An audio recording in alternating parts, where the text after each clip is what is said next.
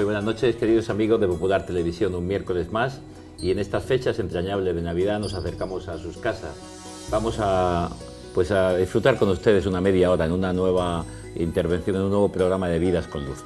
Tenemos esta noche a un sacerdote que ha vivido una vida intensa de sacerdocio en muchas tareas diocesanas, como misionero, tareas también de atención a los más necesitados, y que continúa todavía ejerciendo este sacerdocio pues, en las condiciones que hoy puede, sobre todo en los medios de comunicación. Buenas noches, Juan Fernández Marín. Buenas noches, Luis Emilio. Bueno, pues, ¿quién es Juan Fernández Marín?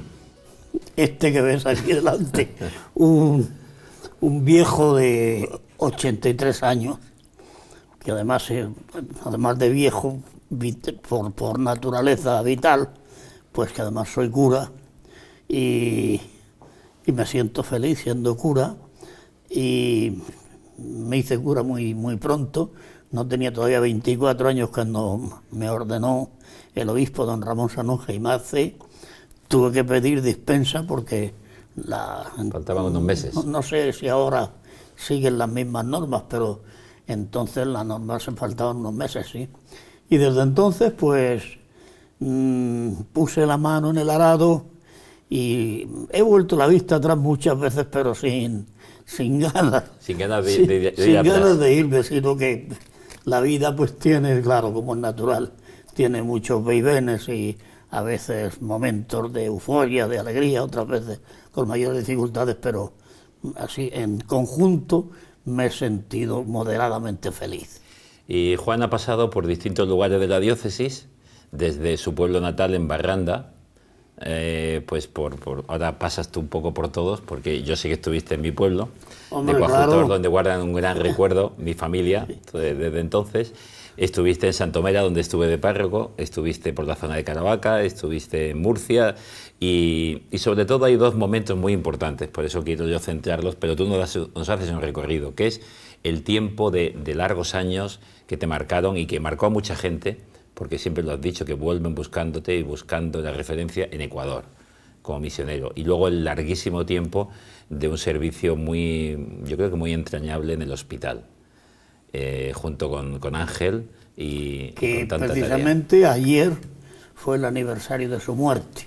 Uh-huh. Ángel me dejó una herida y un vacío que espero llenarlo cuando nos juntemos en la otra vida, pero mientras tanto... Pues cuéntanos un poco esa trayectoria vital, de los lugares que has pasado. Bueno, los lugares que he pasado, primeramente, en primer lugar fue el seminario, donde estuve 12 años, entonces yo entré en el seminario menor. Y por tanto fue un lugar importantísimo para mí. El seminario de entonces no tenía nada que ver absolutamente con el seminario de ahora.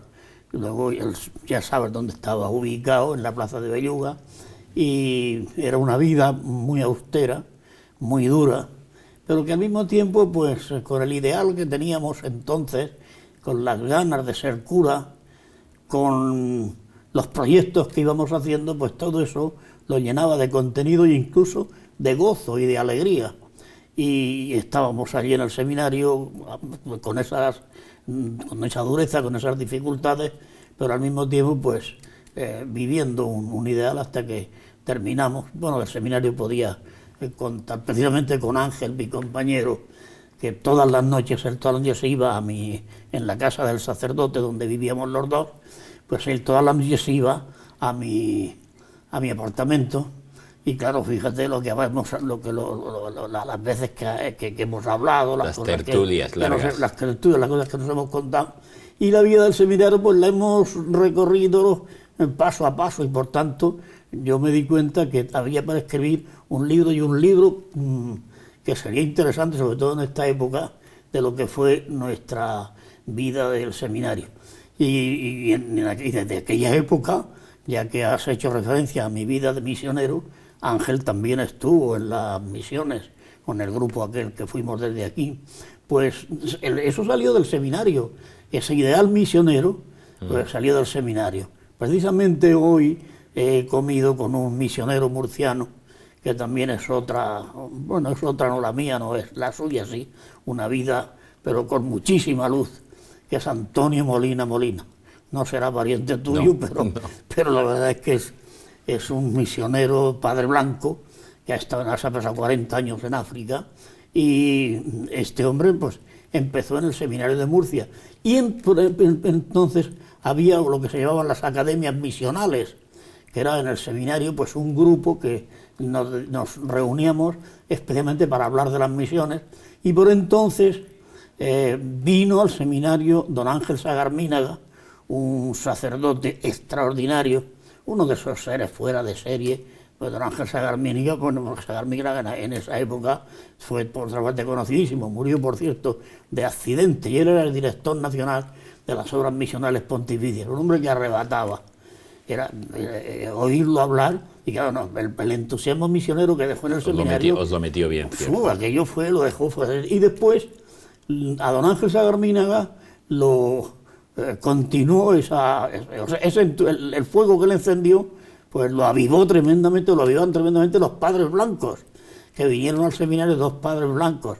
Uno era belga, me parece, o francés, y el otro, si no recuerdo, holandés. El holandés no sabía casi castellano, pero hablaba con una rapidez tremenda sin saber casi lo que decía. Pero el caso es que la vestimenta que llevaban, porque ellos, ya sabes, el hábito de los padres blancos era el hábito de los bereberes del desierto. Sí. Y con el gorro aquel, y luego el entusiasmo que ponían, y luego las cosas que nos dijeron, de allí surgieron, de padres blancos, bueno, medio seminario se quería ir con ellos. De hecho, surgieron como 10 o 12 vocaciones, de los cuales el padre Antonio Molina, pero hay otros tantos que han sido padres blancos. De modo que de ahí del seminario arrancó un entusiasmo misionero que después cada uno lo fue formulando a su manera, pero que, por ejemplo, pues por Ecuador, yo creo que pasamos más de 60 sacerdotes a lo largo de toda la época en que fuimos yendo sacerdotes a Ecuador, más los que fueron a Venezuela, más a otros sitios que también fueron sacerdotes. Es decir, que el entusiasmo misionero en aquella época fue algo visible, sensible y yo diría que arrebatador, porque la gente se sentía absolutamente entusiasmada por las misiones. Luego, después del seminario, que es la primera, el lugar de la rampa de lanzamiento, pues después de eso vino ya la ordenación de sacerdote, que la mía fue en la parroquia del Carmen de Murcia, por el bendito obispo, santo obispo, don Ramón Sanauge y Marcé. Yo lo recordaré siempre, además con mucho cariño. Él fue el que me mandó a Ecuador, hizo una lista de todos los que pedíamos ir y él seleccionó los... ¿Cuánto tiempo pasó desde la ordenación hasta que fuiste a Ecuador? Pues pasaron 2 años, porque el primer año mi primer destino fue Yecla. Entonces fui a Yecla. En mi vida, claro que es una vida con luz, pero no mía, sino que me ha venido de arriba. Y son las luces que me ha mandado Dios, el Espíritu de Dios, que se ha proyectado sobre mí en algunas cosas muy importantes. Por ejemplo, para mí fue muy importante ir a Yecla, y no es porque sea tu pueblo, pero yo de Yecla tengo un recuerdo, fíjate la edad que tengo ya y los años que hace, y de Yecla tengo un enorme recuerdo, y sigo teniendo amistad con mucha gente, con tu familia, entre ellos, por ejemplo, y con otra gente que todavía mantengo incluso unos contactos de vez en cuando. Luego he ido 4 veces a predicar la novena de la Purísima y lo he hecho con un gusto enorme, porque me he encontrado con que al fin y al cabo el fuego sagrado y las raíces de la vieja Yecla estaban allí, de modo que el ir a Yecla ya fue para mí una bendición de Dios. Primero, porque fui después de un sacerdote, don Luis Hernández, no hace mucho que murió, que ha fallecido hace poco. Que ha fallecido hace poco. Yo no he conocido, y en fin, tengo ya soy tren de largo recorrido, pues yo no he conocido un sacerdote que hiciera una labor con la juventud como la que hizo don Luis Hernández y que tuviera un poder de convocatoria y una fuerza de atracción. Con la acción católica, los jóvenes de acción católica. Como la que tenía don Luis, los jóvenes de acción católica. Tu padre todavía se acordará. Entonces, todos los días. Claro, es que don Luis Hernández, yo lo sucedí a él. De modo que fui a Yecla después de don Luis Hernández. La verdad es que me asustó un poco. El que me mandaran después de él fue algo que me asustó un poco. Y el susto fue mayor cuando llegué a Yecla y me encontré con una multitud de jóvenes. Yo no la he visto después prácticamente en casi ningún, en ningún sitio. Es que era la juventud del pueblo, estaba todo el pueblo movilizado. Luego me acuerdo que los especies de pequeñas peregrinaciones que hacíamos al santuario de la patrona, una cantidad de gente joven enorme.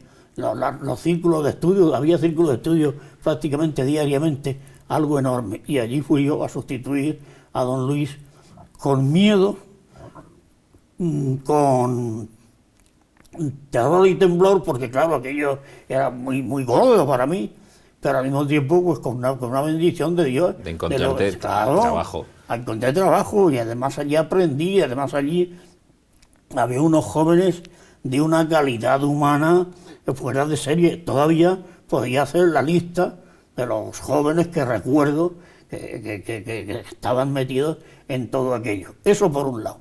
Y por otro, otra bendición de Dios, para mí impagable, el párroco que había, que estaba con don Luis Hernández y que yo fui coadjutor suyo, don Manuel Pereira Navarro. Yo tengo un librillo por ahí escrito, bueno, es un tomo que es gordo, pero librillo en cuanto a su valía, a su valor, porque es una colección de artículos míos de La Opinión. Unos amigos pues se empeñaron en publicar este libro. Y una de las cosas de este libro, perdón. No. Adelante. Una de las cosas de este libro son biografías de gente pues que a la hora de su muerte, la mayor parte a la hora de su muerte, yo sentí necesidad de hablar de ellos. Y pues, allí está don Ángel Bari Valero, allí está Pedro García Esteller, que fue alcalde de Caravaca, hay distintas personas que para mí eran entrañables, y de don Manuel Pereira no escribí nada, porque esperé siempre, y todavía lo tengo en mente, escribir su biografía. Completa. Porque es la biografía de alguien que merecería la pena ser escrita, para que se supiera que hubo un sacerdote que era un auténtico profeta, y un profeta casi en los dos sentidos. En el sentido de que decía cosas donde estaba siendo un eco del mensaje de Jesús, y profeta también en el sentido de adivinar el futuro. Él se adelantó al concilio, él ya en Yecla era una parroquia en aquel momento que se adelantó a muchas de las cosas que después han venido llevadas por don Manuel Pereira. Era una persona que personalmente tenía unas cualidades humanas increíbles. Yo vivía con él y además pues ya terminé confesándome con él y lo que entonces se llamaba dirección espiritual, pues orientándome él, de manera que llegamos incluso a una amistad tremenda, tan grande que luego pues yo me fui a América y ya lo habíamos amasado eso en nuestra convivencia en Yecla, el ir a misiones. Y entonces yo me marché, siempre en contacto con él, hablando con él, y después se fue él. Y allí después estuvimos juntos en el Seminario Mayor de Cuenca del Ecuador y yo en el Menor. Allí estuvimos los dos hasta que, bueno, pues nos separamos cuando yo me vine, pero posteriormente nos mantuvimos cercanos hasta la última etapa de su vida, que fue verdaderamente muy triste, muy lamentable, porque se dio un golpe en la cabeza, y además fue con una motocicleta, lo arrolló y le dio un golpe en la cabeza y ya perdió la orientación y prácticamente perdió el cerebro.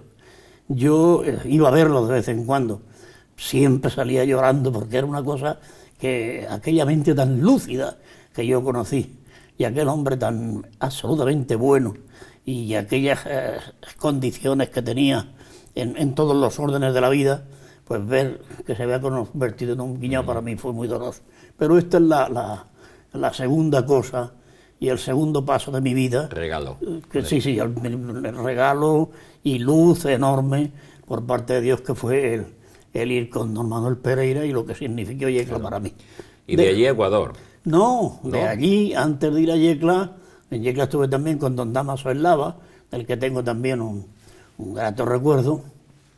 Y de estando allí antes de ir a Ecuador, me mandaron al Moral, más arriba de mi pueblo, y de todavía... Caravaca, el Moral, sí, Barranda, todo, zona alta. sí, entonces era el Moral tenía entonces 50 familias, vivían allí, pero luego la parroquia era relativamente grande porque había un montón de cortijos, todos ellos hoy día están deshabitados, entonces estaban habitados. Y yo entonces pues hice una pastoral de incluso celebrar misa en los distintos cortijos. Aquello te sirvió para vivir ya una pastoral misionera, para luego ir Pues a... sí. Y luego además también, mira, yo he dicho muchas veces cuando me lo han preguntado, los dos lugares donde fui absolutamente feliz, con esa felicidad tangible que la sentía, que la podía casi tocar, fue en el Moral y luego en Ecuador, en un lugar llamado Nobol, donde tengo todavía una calle dedicada, la principal calle del pueblo es calle del padre Juan Fernández, porque allí, y yo creo que la gente me quiso porque, claro, me dedicaron a una calle y la verdad es que me quisieron, yo diría que enormemente mucho más de lo que me merezco, pero no lo digo, no lo digo porque eso hay que decirlo, no, sino porque es verdad, que tanto cariño que me tenía la gente, pues no, yo creo que no lo merece nunca ningún ser humano, que desde luego yo no me lo merecía. Pero el caso es que fue en los dos sitios, y curiosamente, los dos sitios, el Moral pues era un lugar de labradores, pobres, la mayor parte de la gente pues que trabajaba en las fincas, por tanto gente sencilla, gente humilde, pero con la que me identifiqué de manera que vivía a gustísimo con ellos. Y es que, por ejemplo, en Moral ocurrió una cosa, todas las noches, por la mañana celebraba la misa, la tenía que celebrar tempranísimo, porque se iban a trabajar, claro. y casi se llenaba la iglesia. Y por la noche, pues iba prácticamente todo el pueblo al rezo del rosario. Y claro, esas cosas pues alentaban mucho a... Un cura joven. Sí, un cura joven, pues fíjate. Pero luego llegué a este otro pueblo, a Nobol. La primera etapa, cuando llegué allí, mis compañeros lo saben, pues tuve que vivir, era una choza, donde vivía por ahí, tengo fotos todavía del sitio donde viví el primero, porque enseguida la gente me hizo ya una casa más o menos habitable.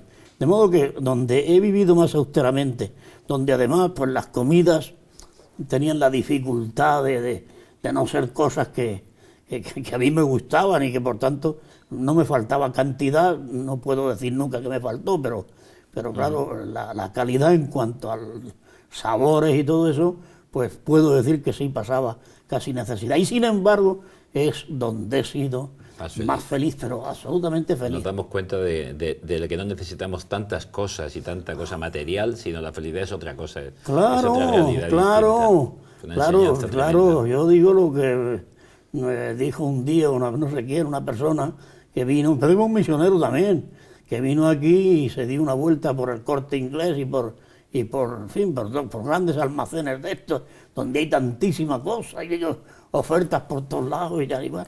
Y al final dice, oye, he hecho una hermosa meditación aquí en este lugar. Este hombre, una meditación en este almacén. En un comercio. Y dice, sí, porque me doy cuenta de las cosas que no necesito. Y hay que ver que es que no necesito nada, casi nada de lo que hay ahí. Y es verdad, en estos lugares te das cuenta de que ser feliz con muy poco en cuanto a cosas, porque tampoco es muy poco en cuanto a cosas espirituales y sobre todo muy poco en cuanto a llenar tu vida con un ideal, y ese ideal es que allí se podía vivir con mucha plenitud. Y sobre todo, y de eso desde luego sí se me quedó en la cabeza y lo he dicho y lo he repetido, el contacto con los más pobres. A Jesucristo y por tanto la esencia de su mensaje, lo más llamativo de su mensaje y sobre todo lo que más llena, desde luego está en los pobres y entre los pobres. Nos lo han dicho muchas veces. Ahora tenemos un Papa, el Papa Francisco, que lo está repitiendo. Está haciendo y diciendo. Haciendo y diciendo, yo estoy ahora... Pero que yo digo, no está haciendo nada que no hacía antes. O sea, que a veces dice la gente, vaya, sí, no se está haciendo lo que hacía siendo obispo y lo que hacía siendo cura. Claro, mira, yo la primera cosa cuando nos nombraron Papa, pues yo vi que hizo unos gestos muy singulares, y algunos de ellos muy especiales, hacía estas estos gestos. Pero dije, bueno, esto se puede hacer pues porque hay que llamar la atención y porque hay que hacer cosas, o se puede hacer de otra manera. Entonces me leí su biografía. Lo primero que hice fue coger una biografía suya, la primera que salió, después me he leído otra más y me leí su biografía.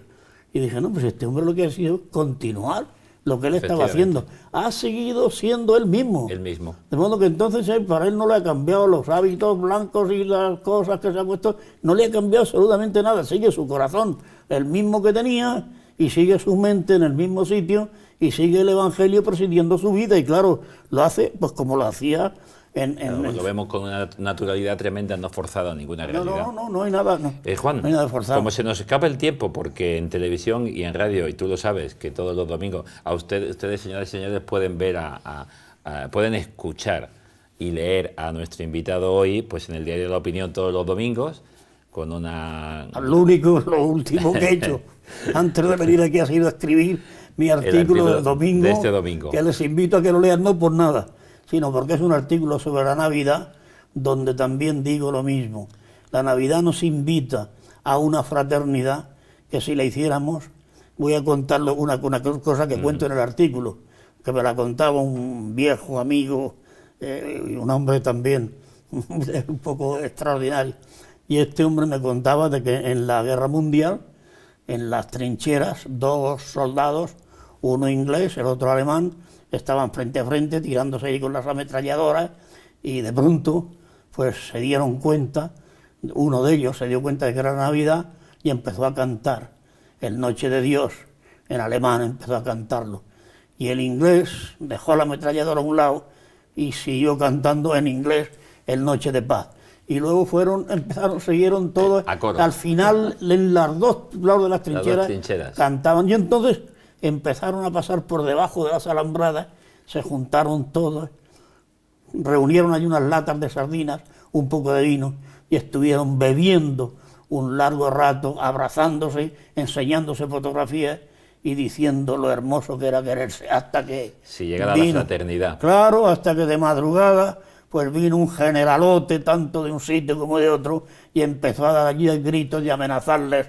Y entonces otra vez les dijo lo que no era verdad, que éramos enemigos en claro, lugar de hermanos. Justamente, y eso es mi artículo, porque yo digo, hay que ver que es cuestión de decir, es que queremos ser hermanos porque es lo mejor ser hermanos y porque somos más felices. En esa línea también nos ha escrito el mensaje para el Día de la Paz este año el Papa.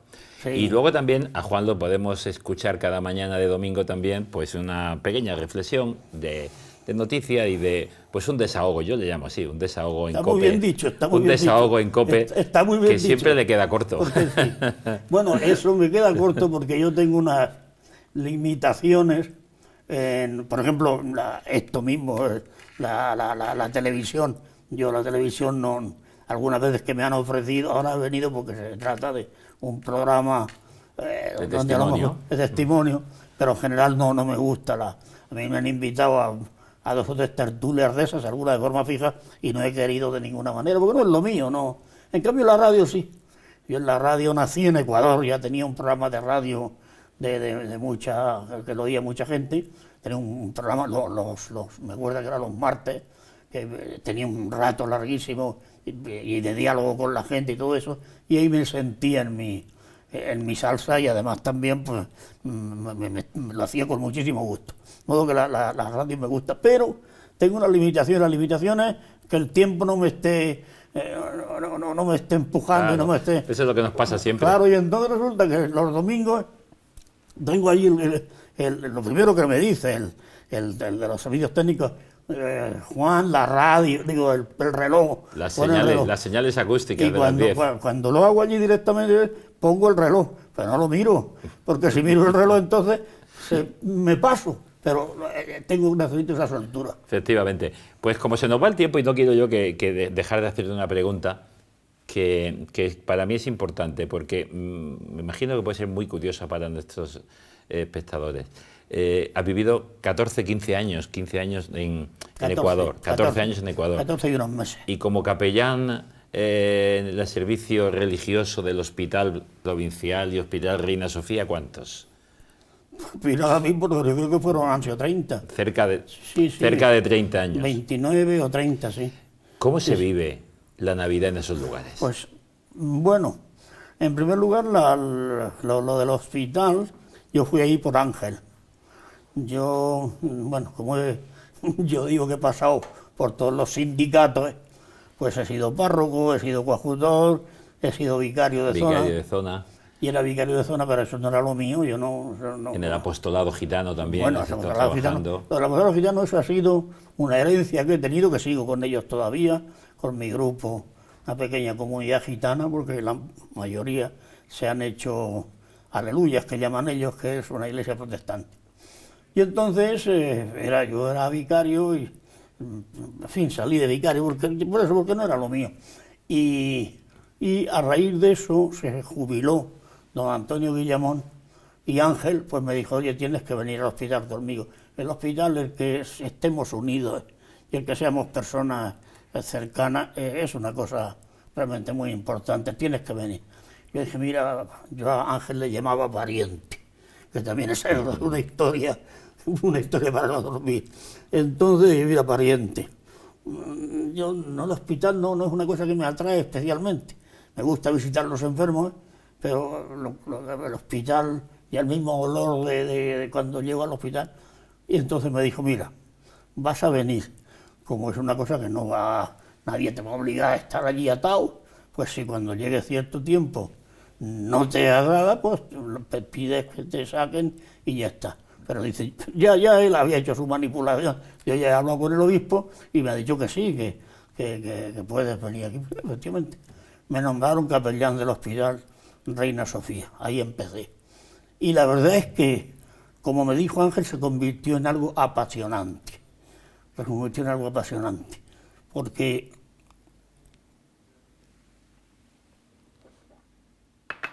Porque resulta que el Evangelio le va empujando a uno constantemente hacia los pobres, hacia los necesitados, hacia los que sufren. Y de pronto te encuentras con un mundo donde el sufrimiento está a flor de piel, pero además también con otra cosa, que eso es lo que a veces la gente no se da cuenta, lo que llena el trabajo en un hospital, donde el sufrimiento lo alivia una palabra tuya, donde yo me acuerdo de una teléfono con un sacerdote, don Luis Sánchez Parra, que él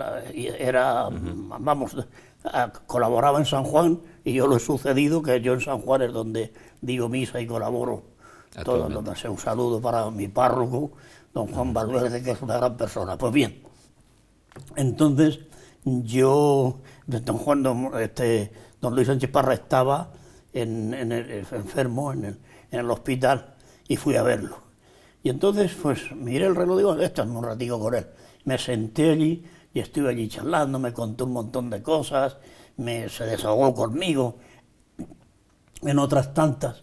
Y luego me dijo su sobrina, nada le ha hecho tanto bien a mi tío como el rato que usted ha pasado con él, que fue una media hora que estuve allí con él, y que estuve con él escuchándole. Es curioso, me pasó con él como en Ecuador, yendo una vez en avión. Yo al avión le tengo mucho miedo siempre. Y entonces yo iba en avión, llevaba frente a mí una señora, una especie de cacatúa pintada, hasta vieja, pero pintada, y hablando un castellano, y luego resulta que era una rusa, pero una música de balalaica, pero una música célebre. Me enseñó a leer los recortes de periódicos y empezó a hablar. Cuando salimos de Guayaquil, siguió enseñándome y yo pues la escuchaba, pero yo la escuchaba por el miedo que tenía. Se pasó el viaje. Entonces cuando llegamos a Quito me dio un abrazo y un beso y me dice, nunca encontré un hombre tan inteligente. Digo, qué cosa tan curiosa. Cuando hablo y tal, muchas veces me dicen que calle, que ya estamos cansados de oírlo. Y cuando no he dicho una palabra, me han dicho que soy... Pues eso yo lo he aplicado mucho al hospital. Porque a veces tu silencio, pero escuchando, el estar cerca de la persona, eso es algo que realmente no se puede graduar con ningún baremo humano. Igual que una tarea que siempre yo sé de Ángel, me lo contaba muchas veces en nuestros viajes a Lourdes, y te lo he escuchado también a ti, que la tarea del hospital no solo es el enfermo, es el personal que está en el hospital, Hombre, que atiende al enfermo, claro. cómo también tú sientes cómo actúan y podéis ayudarles a ellos y cómo muchas veces son ellos los que os necesitan también, el capellán. Pues claro, La tarea. claro. Pues en el hospital, todo el que entra de puertas para adentro, pues el personal, pues fíjate, yo con médicos, por ejemplo, tengo una tertulia semanal con un grupo de médicos, donde todos los miércoles, donde se habla de todo lo divino y lo humano, y es algo que ellos lo dicen, el bien que les hace el reunirnos ahí, todo eso procede del hospital, gente que ya ha salido, ya se ha jubilado, pero que viene a la tertulia pues porque reciben un medio espiritual, pero ¿y los familiares? Esto es una cosa curiosa, Luis Emilio, es una cosa curiosa que te encuentras por la calle, a veces una persona que te saluda, y yo ya no sé por qué, no sé por qué partido viene, no sé si viene por la radio, por el periódico, por la parroquia donde pasaste, la parroquia, o por el hospital. Y entonces resulta que es del hospital, no es que usted estuvo cuando estuvo allí mi madre, usted no sabe lo que a mí me consoló, cuando usted le dio la mano, cuando le besó en la frente a mi madre, y luego a mí me dejó que llorara, me llorara en su hombro. Es decir, que el hospital es un lugar universal de consuelo, de ayuda, de estar cerca de la gente y al mismo tiempo, pues sencillamente eso que quisiéramos hacer todos, que es ir cortándole tajadas al dolor para que no siga inundando.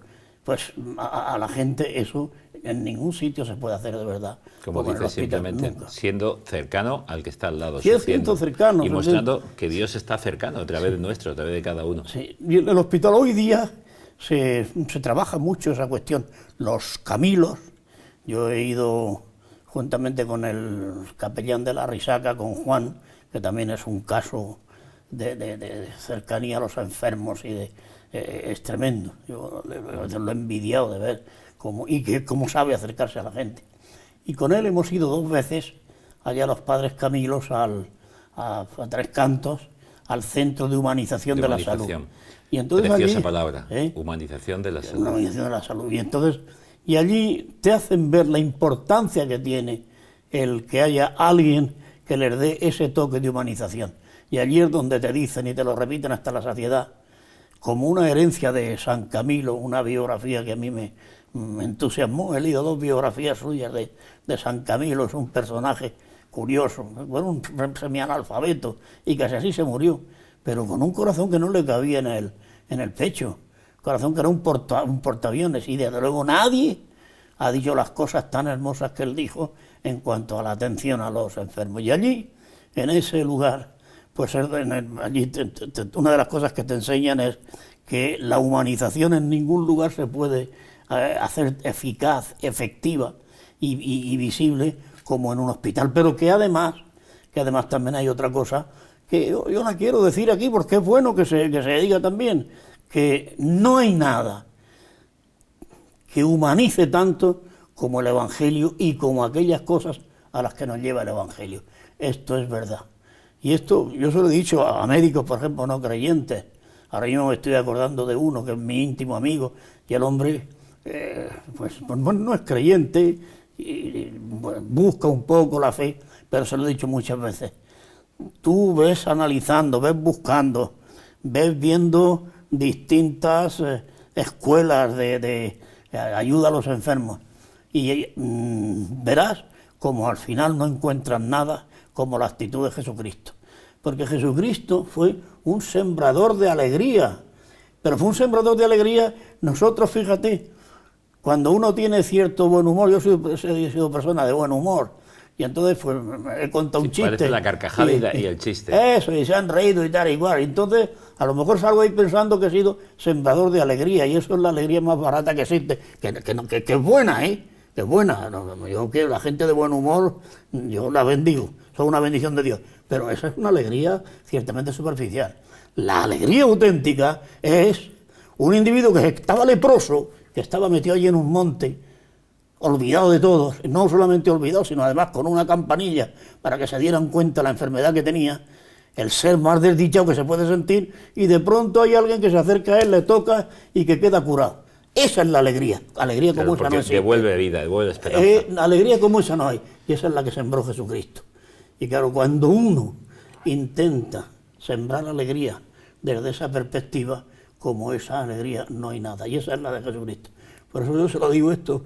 Y me acuerdo que un médico, íbamos los dos a Barranda, porque se vino conmigo y pasó un día en Barranda, un médico del hospital. Este sí es creyente, pero una creencia muy difuminada y tal. Y le fui diciendo y explicando esto.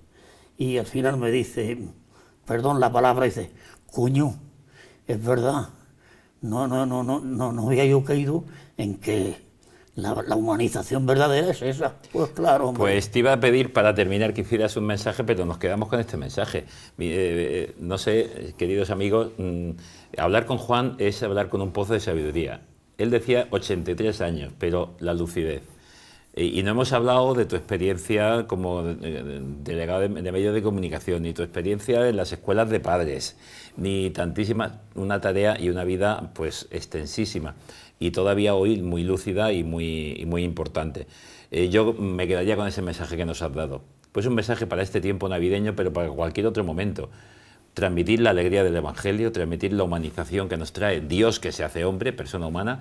Estas palabras que le recordé un día de José Luis Martín Descalzo, que decía, si Dios se ha hecho hombre, es que no hay nada más grande que ser hombre y ayudar al hombre a serlo. Pues si podemos hacer feliz al hombre, humanizarlo, estar a su lado en el dolor, en el sufrimiento, en la soledad, pues a eso nos envía el Señor. Yo... Termina brevemente dándonos un mensaje cortísimo, pues porque mira, nos hemos pasado ya, pero es un gozo estar contigo. Cortísimo.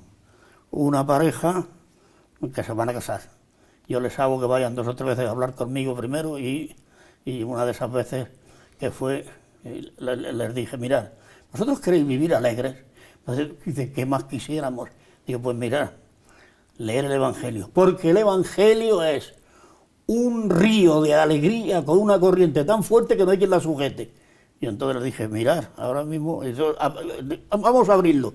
Y abrimos el Evangelio, caramba, y nos encontramos con el ciego que le dice, Señor, que no veo, y que de pronto a ver. Digo, ¿habéis pensado en la alegría de ese hombre? Y se quedaron mirando, pues ya está. Este es mi mensaje. Pues muchísimas gracias, Juan. Ha sido un placer estar contigo y ha sido un placer, señoras y señores, estar con todos ustedes. Les invitamos a que continúen con nosotros otro miércoles, si así lo desean. Que sean felices, especialmente en este tiempo, que muestren esta alegría profunda, no la de la carcajada, aunque también si saben hacer carcajear y reír a otros, pues háganlo, que para eso el Señor nos ha dado los dones. Muchísimas gracias, Juan, muchísimas felicidades a todos ustedes en estos días y sean felices. Nos vemos el próximo miércoles, si ustedes quieren. Buenas noches.